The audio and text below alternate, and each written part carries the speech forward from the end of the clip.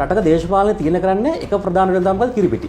අනිත් එක පාන් පිටි. ඉතින් කොහොමද අපි කොච්චර කිව්වද මේක නවත්? ඒ කියන්නේ මේක මාෆියා එකක්. පැහැදිලි ඒක ඒ කියන්නේ ඔබ කියන්නේ උදේ නැගිට්ටට පස්සේ බොන තේ කෝප්පේ අපිට ශරීරයට අවශ්‍ය නැහැ කියලාද? පැහැදිලිම අවශ්‍ය නැහැ. දැන් ගන්න එක නවත්තන්න ඕනේ. අනිවාර්යයෙන් මොකද අපි ඒවල ශීරපය සත්තු. ශීරපය සත්තු දත්තහවට පස්සේ කිරිබොන්නේ නැහැ නේ චන්ද මහත්මයා. ඈ ගෙදරින් ලේන බල්ලා පුතා දත්තහවට පස්සේ කිරිබොනවද? අපි බොන මව්ගුරු ටික මුළු ජීවිත කාලෙම අපිට ඇති.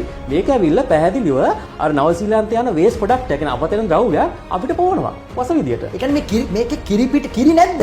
මේක කිරි කොහෙද තියෙන්නේ? මේ කුඩ මොකද්ද? මේ කුඩ කියන්නේ කිරි ටික ගන්නවා ප්‍රෝටීන් ටික අයින් කරලා හදන ප්‍රෝටීන් නිෂ්පාදන.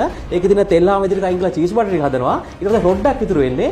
ওই රොඩ්ඩ ඔය විදිහට මෙව්වත් මගේ අම්මලා කැමති නැහැ. අපි අම්මට ඕනේ එක හැන්දෙන් කෝප්ප ගණනාවක් හදාගන්න. ඒතර මොකද කරන්නේ? ඕකට දානවා පාම් ඔයිල් ඉන්දියාවෙන් ගේනවා. පාම් ඔයිල් දානවා. සමහරට උරු තෙල් මිශ්‍ර කරනවා. ඒකට සාක්ෂි සාධක ඕන තරම් තියෙන වාර්තා හම් වෙලා තියෙනවා. ඊට තව මොනවද දාන්නේ? තව දාන මෙලමයින් තෙල් ප්ලාස්ටික් හදන රසායනිකයක්. චීනයේ සමුද්‍ර මහත්මයාට මතකද දන්නේ නැහැ ළමයි විශාල ප්‍රමාණයක් මිය ගියා මේ මෙලමයින් සාන්ද්‍රණය වැඩි වෙලා.